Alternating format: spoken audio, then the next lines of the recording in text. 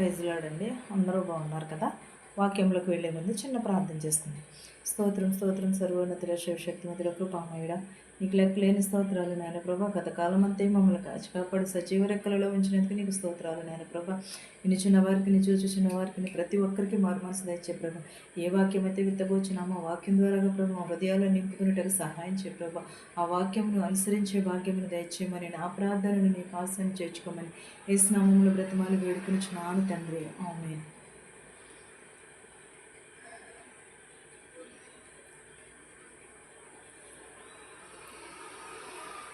యోహాను సువర్ణంలో యేసుక్రీస్తు చెప్పిన 7 గొప్ప మాటలు, నేనే ప్రకటనలు.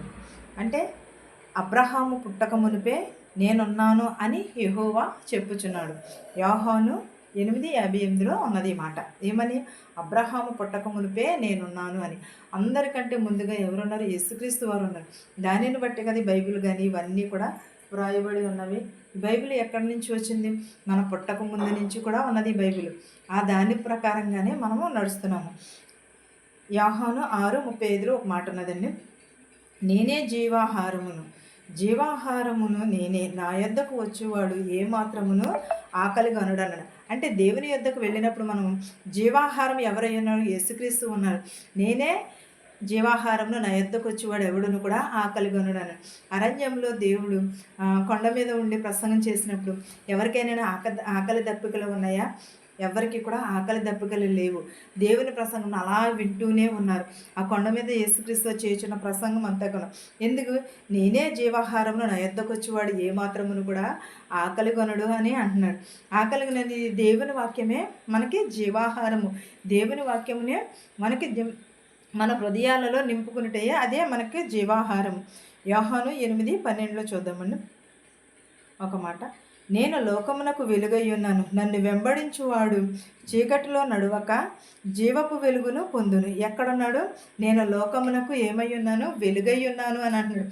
చీకటిలో లేక వెలుగులోనే ప్రకాశించును అని అంటున్నాడు. చీకటిలో వెళితే మనకి మోషే అరణ్యవాసంలోని గడిచినప్పుడు పగలి ఎలా ఉన్నాడు దేవుడు? పగలు మేఘస్తంభముల వలె ఉన్నాడు, రాత్రి అగ్ని స్తంభముల వలె దేవుడు కాచి ఉంచాడు. అరణ్యవాసులకు వెళ్ళినప్పుడు ఎప్పుడునూ కూడా వారు చీకటి కానీ లేరు, వెలుగు కానీ ఉన్నారు, వెలుగుమయమై ఉన్నారు. ఇక్కడ ఏమన్నాడు? నేను లోకమునకు వెలుగైనడు. దేవుడు లోకమును ఎంతో ప్రేమించను కాగా తన అద్వితీయ కుమారుని ఈ లోకంలోనికి పంపి ఉన్నాడు. ఆయన ఎప్పుడునూ కూడా జీవం కలిగిన దేవుడే కానీ, సజీవం కలిగిన దేవుడే కానీ, నేను లోకమునకు వెలుగై ఉన్నాను కానీ నన్ను వెంబడించేవాడు చీకటిలో ఉండడు, వెలుగులోనే నడుచున్నాను అంటున్నాడు. వెలుగులోనే నడువక జీవపు వెలుగును పొందునన్నాడు. జీవపు వెలుగును ఎప్పుడు పొందును? ఆయన యందు నడిచినప్పుడు పొందును. యోహాను 10:9లో ఈ మాట రాయబడి ఉన్నదండి. నేను ద్వారమును, ఎవడైనను నా ద్వారా ప్రవేశించిన ఎడల రక్షింపబడును. నేనే ద్వారమును, ఎవడైనను నా ద్వారా ప్రవేశించిన ఎడల రక్షణ పొందును అని అంటున్నాడు. దేవుని ద్వారా వెళ్తే మనకి ఏమొస్తుంది? రక్షణ వస్తుంది.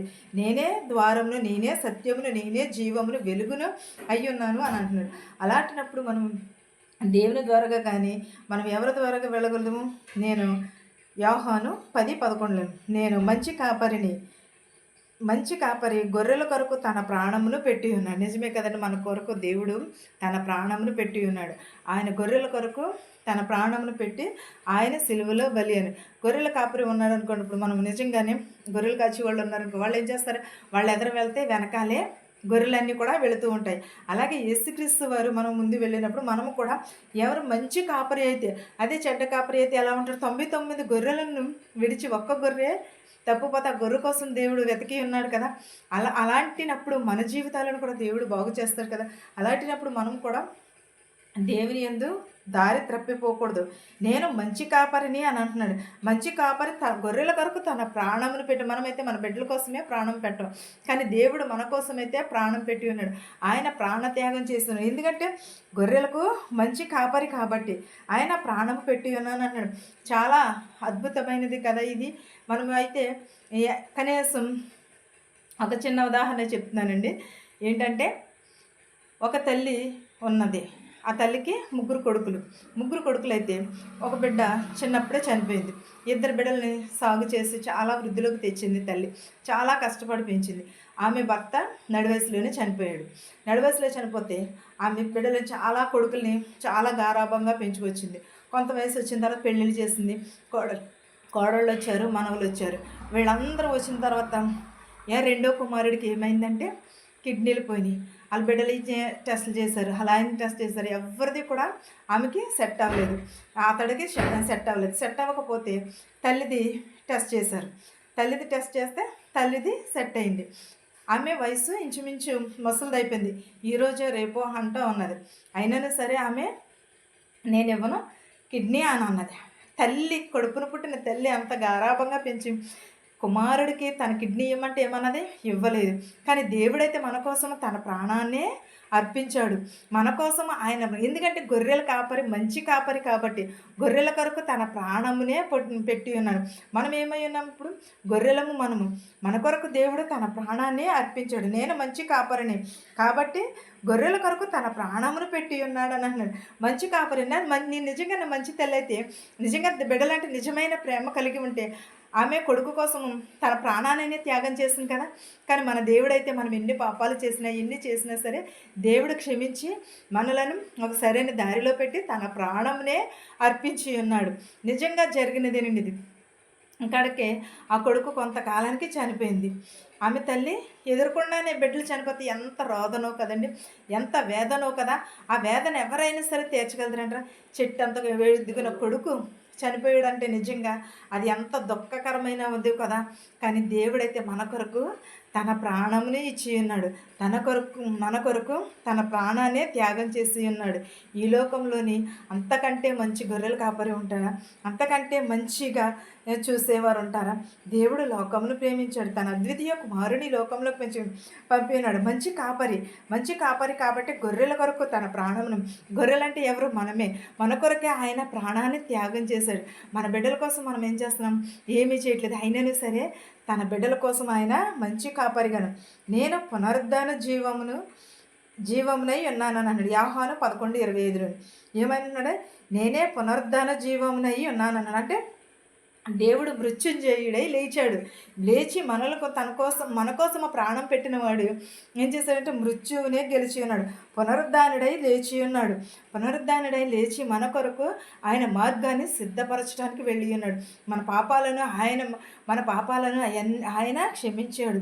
మన పాపంలోనే ఆయన మోసి ఆయన కాపరిగా ఉండి చీకటిలో లేకుండా మనల్ని వెలుగుమయము చేసి ఆయన ప్రాణమునే త్యాగం చేశాడు. కానీ 3వ రోజున తిరిగి లేచి ఉన్నాడు.